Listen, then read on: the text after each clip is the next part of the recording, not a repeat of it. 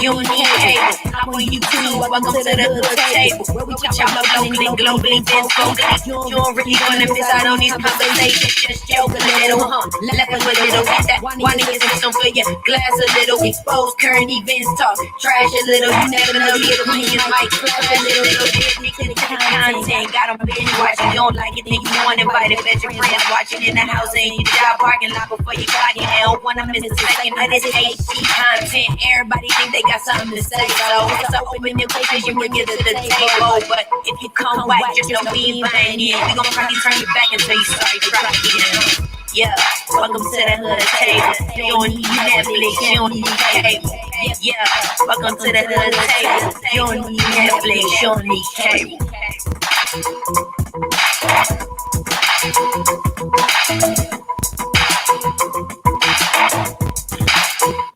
Hey everybody, what's up? Come on in, come on in. I think I have a FedEx delivery at my front door, so please hold on one momento.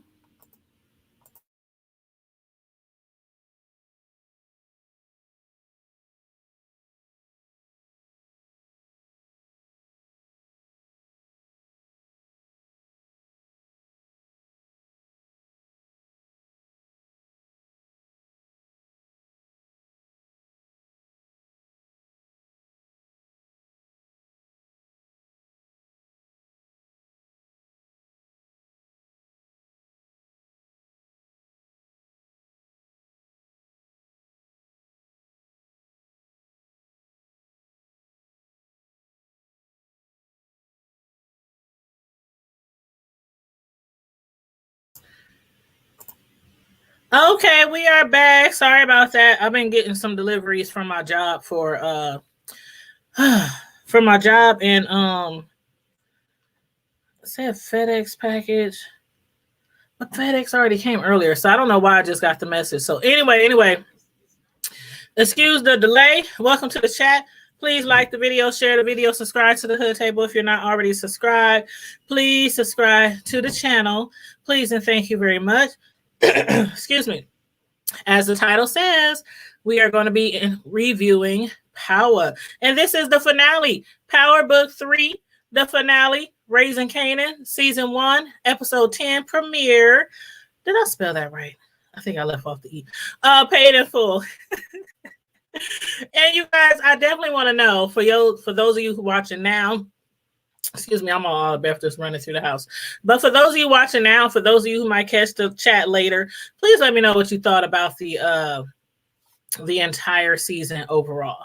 I really would like to know what you think about the entire season overall. If you enjoyed it, if you thought that it went out with a bang, if you thought the finale was a flop, please let me know what you think might happen next episode, and anything else that I talk about within the show, please feel free to hit on it. But yes, I did enjoy the finale. You know, I just did a 2.5 hour live. So my tongue is like tongue tied. I've been talking all doggone day. But yeah, we just reviewed the R. Kelly, him being found guilty on all charges and everything, and these curls, y'all. But him being found guilty on all of the charges: sex trafficking, bribery, what else? Racketeering, all kind of mess. So yes, so I'm a little tired, but we're gonna get through this review with you guys tonight. And if anybody wants to jump on the screen and help me out, or got something that they want to add to the show, please let me know and I'll drop the link for you to jump on the screen. But now last at the end of last episode, we saw how Kanan had shot his father, who I'm still is just going to assume is his father, because even though there's not been a blood test, there's not been a bone marrow match test, I'm just assuming, just from the way the first season went, that Officer Howard might indeed be his father. So basically, his mother had convinced him, manipulated him to kill his own father, Officer Howard. And last episode, I was like, I don't know. I don't think he's dead, because Kanan did do exactly what his mama told him. But she did say put 2 on the chest and 1 in the head, right? And from what I can recall, he only shot him twice. And even this episode, when she asked Kanan, did you do exactly what I said? He said, yeah, I shot him 3 times. Or maybe 2. I don't know. He was like, I don't know. So but Officer Howard is a survivor. He did survive the shooting. He was left for dead by Kanan, but he managed to rise again.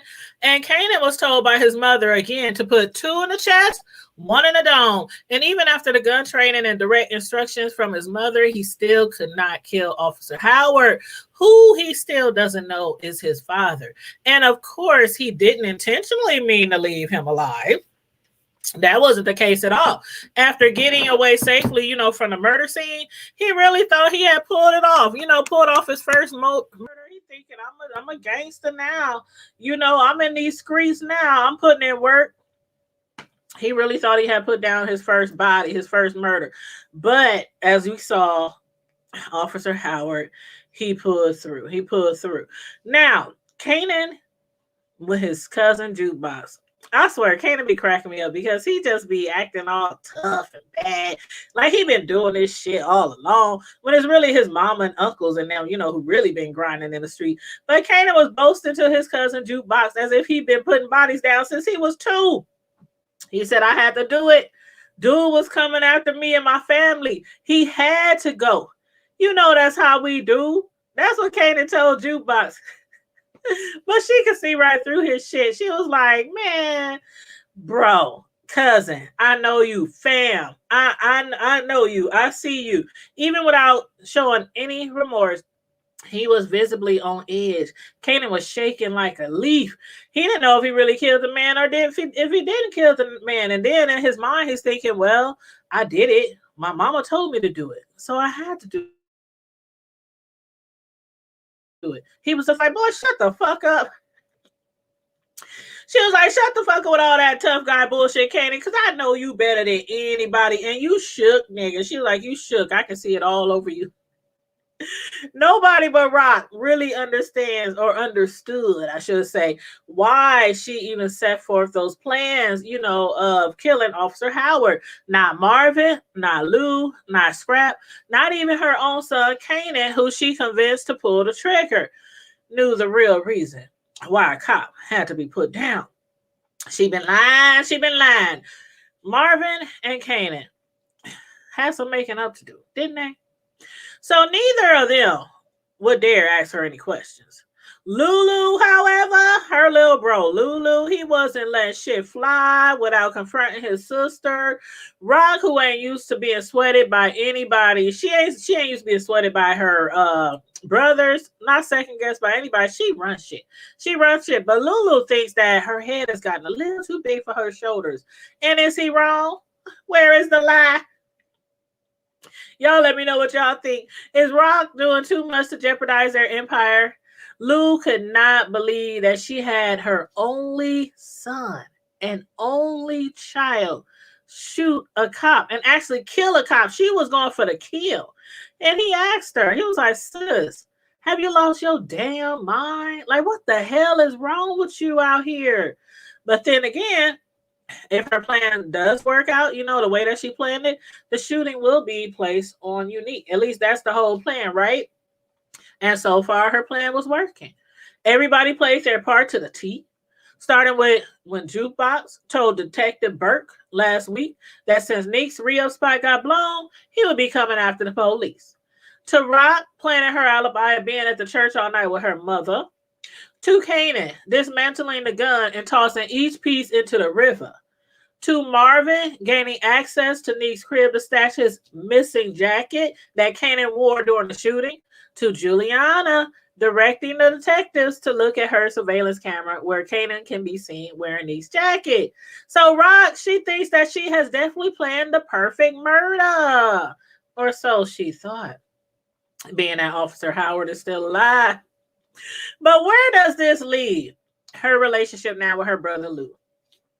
Lou desperately wants out of the family business. He was like, man, Rock, we done some shit. We done some dirt. We out here selling dope. We out here killing people with drugs. But this is an all-time low for you to have your own child, your own son out there killing cops. Like, he could go to jail for life. You know what I'm saying? And I'm like, Lulu, I feel you, bro. But will he be able to get out the business? I don't think so. And actually, his girlfriend, nothing would make her happier. You know, Jessica's girlfriend, nothing would make her happier than for him to start making his own moves because she knows that he has the label, he has potential. She's like, it's all yours, it's all you need. So just go bounce on this drug shit. You don't need it. That's what Jessica, told him. That's his girlfriend. She got faith in him, right? She got faith, all the faith in the world, right? Hold on one second, one second.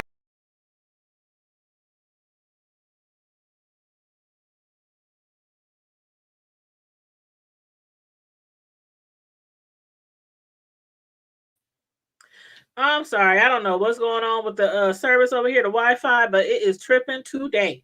But anyway, as I was saying, his girl got all the faith in him. And she sees potential in her man to be smarter and bigger than Rock. Jessica, she don't understand though. She don't understand the levels. There's levels to this shit. And she doesn't comprehend it at all. And Rock, she not only outright threatened Lou, she basically double dog dared his ass to walk away, to leave the business. She also made it very clear that Lou would not have his label without the money that she made in the streets. All the money, no matter what he buys, no matter what Marvin buys, all the money came from the drugs that she's putting out in the streets. But see, what I don't like about Rock is me, me, me, me, me. I. She wants a team, but then she keeps trying to run it as if she's doing everything by herself. She's smart, she's making the plans, but there's people out there killing people, selling the dope, stashing the dope, breaking down the dope, buying the dope. She ain't getting her hands dirty. She's up there sitting up like Nino Brown on the penthouse. While everybody else doing everything else, including her son, out there attempting to kill the popos. But anyway, in essence, I think what she was trying to tell her little bro Luke is that she owns him. Yeah, that's what she was trying to tell him. I own you. Which is why Lou responded to his girlfriend Jessica the way he did. He said, "Shut the fuck up and drive, Jess." Oh, that was so funny. She was just going on and on, but baby, honey, we could just leave. We could just run away, and all this other bullshit. He was like, "Shut the fuck up. Just drive." Lulu done did a lot. But when he did a whole Kelly Price, y'all, and I love you, Kelly Price, girl. I'm so glad that, somebody said they heard from you, even though I don't know. We still don't know all the details on her and her disappearance and all that. But hey, I'm praying for you, girl. I'm praying for you, girl. But yeah, Luda did a whole Kelly Price, y'all, and left the hospital against his doctor's orders, barely able to walk, let alone breathe. He need like a whole nother lung, a breathing machine, an oxygen tank, IVs, everything. That man is sick. He's sick, from the fire and everything. But he still made his way to Rock to try to talk her down from the clouds. And again, he believes that her head has gotten too big. She's way up there in the sky. She's way up there in the clouds. Rock is moving like she's invincible. And maybe she is. But what about everybody else? What about everybody else that she's using to do her grimy shit? What about her son, Kanan? Scrap was even taken aback once he realized what Kanan had did. And Kanan's cousin, Jukebox, she loves Kanan just like a brother. Still yet, after playing her part, with Detective Burke, she even told Kanan, your mother had you hit a cop. That was her response to him, because he had told her, when they was in the room at the bodega, he had told her, my mom got us. My mom ain't like your dad. My mom looking out for us. But does she? Does she?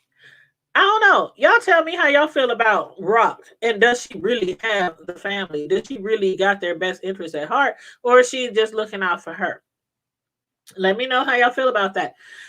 We saw Rock. She was pacing back and forth in her eighth floor apartment. In the projects.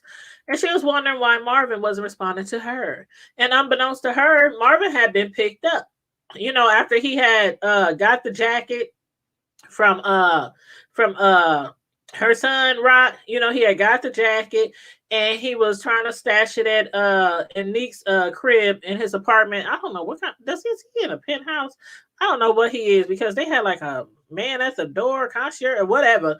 I'm like, is that a hotel? Is that I don't know. But anyway, thanks to Tony, trying to set him up. That white girl he was messing with, she done had him picked up and booked with distribution charges. So while Rock is up there beeping him, 911, 911, he ain't able to pick up because he's in jail getting booked and not being able to pick up her son to take him out of town.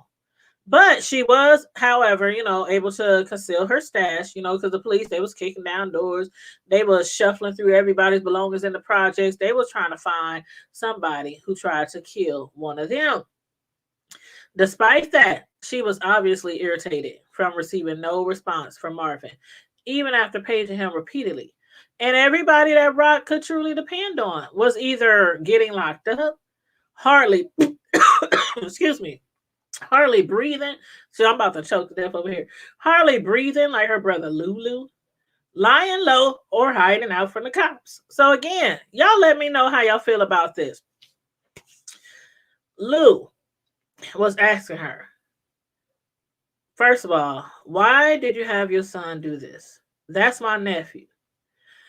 If you looked into Lulu's eyes, like really looked into his eyes, did you see like, I don't know, it was sadness.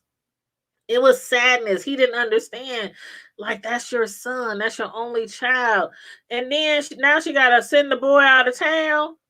She had no other option to send him out of town. So she thinks.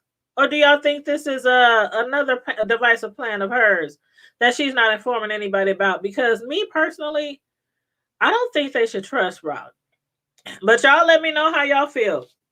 Y'all let me know what y'all feel. She didn't have nobody else to take her son out of town. So who did she call? Symphony. And I'm like, she done dogged this dude out several times. Basically told him he ain't shit. She don't need him. He ain't up to her level. All this stuff. She's independent. INDEPENDNT. Do you know what that means? She's independent. She don't need no man for nothing. Even though he claims he has feelings for her. But she calls him and he comes through. And what she told him was, I know you don't want to hear from me, but I wouldn't reach out to you if I didn't have nowhere else to turn. That's what she told him when he answered the phone. And even though the cops are now under the impression that Unique was the one who shot Officer Howard, that's what they know right now. But she doesn't know that Kanan, did not kill his father. His alleged father.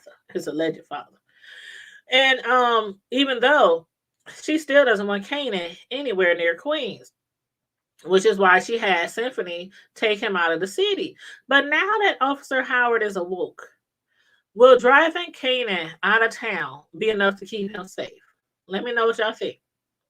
Because although Neek was arrested, is that a surefire guarantee that nobody will point a finger at her son? I think it's too many people involved. I mean, let's see. For one, we have her brothers. Marvin, who she just made up with, who she basically told to go to hell, I don't ever want to see you again, like the week before. Her brother, Lulu, who she just threatened. She basically threatened him. And we know what the undertone of that was. It was a subtle but not so subtle threat. Basically, you're not leaving out this family business alive. That's basically what. And if she does, if she does let him go, he ain't getting shit. The whole label company he got and everything, she made it very clear that belongs to her. Everything that anybody buys that came from their empire, their drug empire, is hers. Okay. Then on top of that, we have Scrap, who lost a whole eye, from Neek's crew. There's several people, and then the cop who did not die, Officer Howard. So I think it's too many people involved to try to keep this real quiet or to stay quiet. But I don't know. Y'all let me know what y'all think. But upon waking up, Detective Burke, when she saw her Her partner, Officer Howard, wake up. She immediately started questioning him. Do you know who shot you? Who shot you? Can you give us a name? Because they think that it was Neek. But his partner seems to really got him. She really got his back. She seemed to have been going hard this entire episode for him. While he's laid up in the hospital, not knowing if he's going to make it or not. So she's asking him for a certainty. Do you know who shot you? He couldn't say anything though. I don't know if he's going to admit it or not. I don't know. After being crossed by Rock, will he reveal his son as the real shooter? What do y'all think? Will he allow the blame to be put on Neek? I don't know. But Howard is a cop. He's also from the streets. So I wouldn't be surprised if he does form, some type of, if he forms a calculating plan of his own to get back at Rock, which still, while still keeping his son out of jail. I don't know. But when you look at it this way, he still needs a bone marrow transplant. So it might be wise for him not to turn his son in, because we all know that his life could very well depend on his son's freedom and his friend's bone marrow. And what did they say? They said he was a what? D. I don't remember what type of blood type they had, but it was rare. A minus, D. I don't know. But anyway, it's very rare. So I don't know. Kanan might very well be a match. But we basically right now are just as unsure of Howard's next move as Rock is unaware of Officer Howard's condition. And right now, she still thinks that she has everything under control. She still thinks that she has everything under control despite not knowing the whereabouts of her brother, Marvin. She was trying to act all cool and stuff, but you can see she was a little panicky on the inside. She was walking a hole in that rug, huh? And Rock told her brother Lou that she had it handled.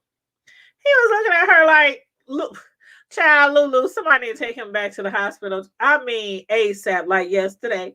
He was like, oh God, I felt so sorry for him. He was over there in the corner in that chair, just slouched down. Breathing all hard, barely able to catch his breath. If you got a handle, Rock, why Kanan need to go out of town?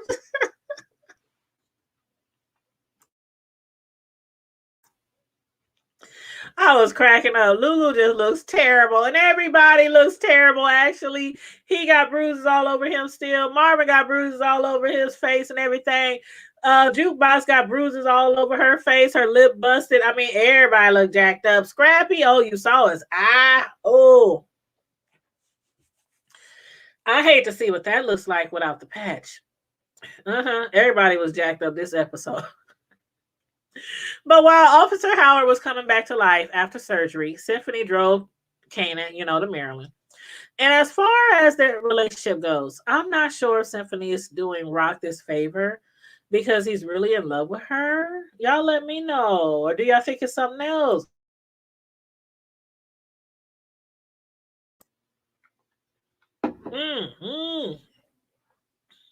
Do y'all think it's something else?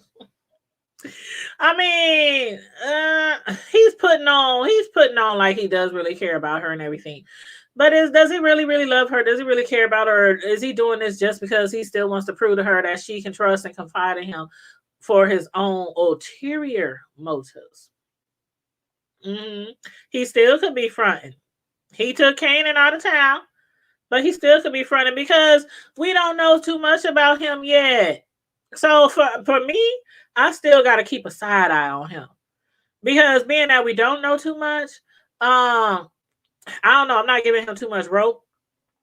Besides the fact that, he's a college student who works at a club as a bartender. At least that's what he told Rock.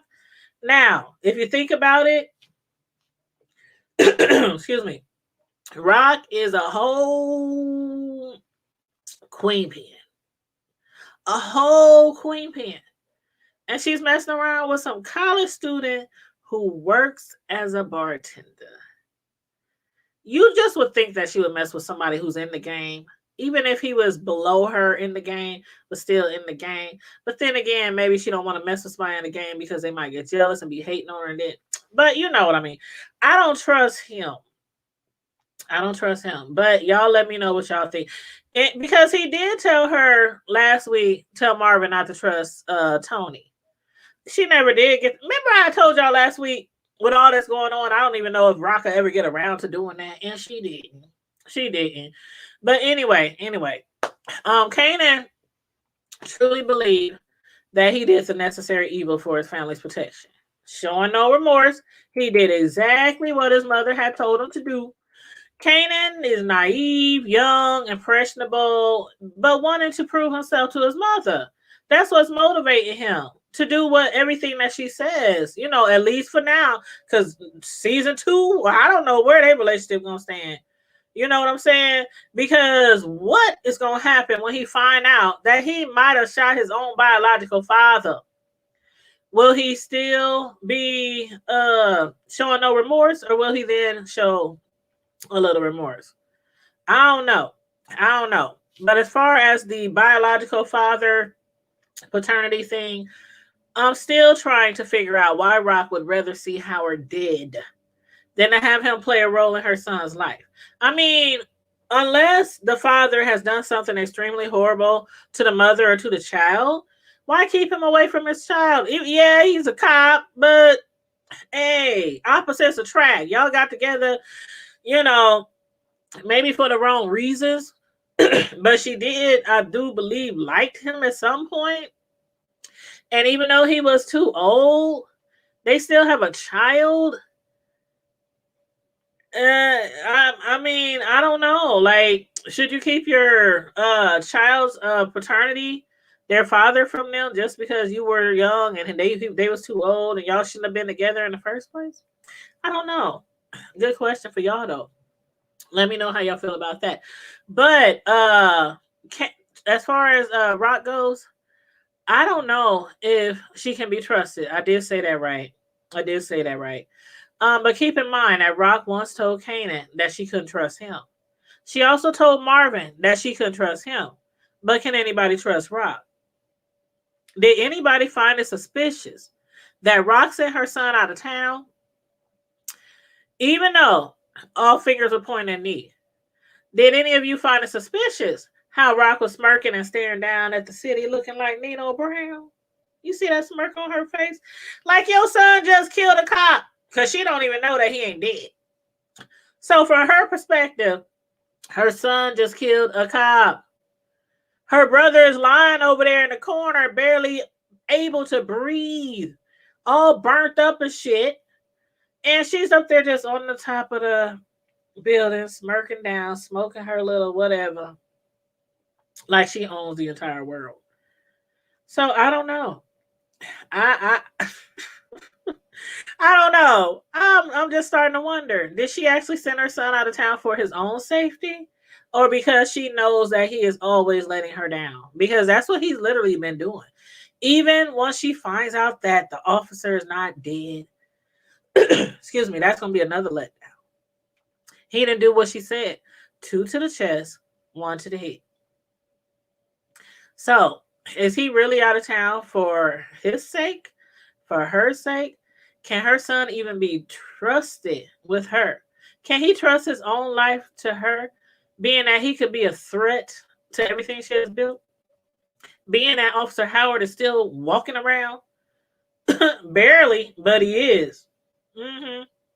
So, excuse me, from this first season, we all know that Rock will stop at nothing to protect what she has attained.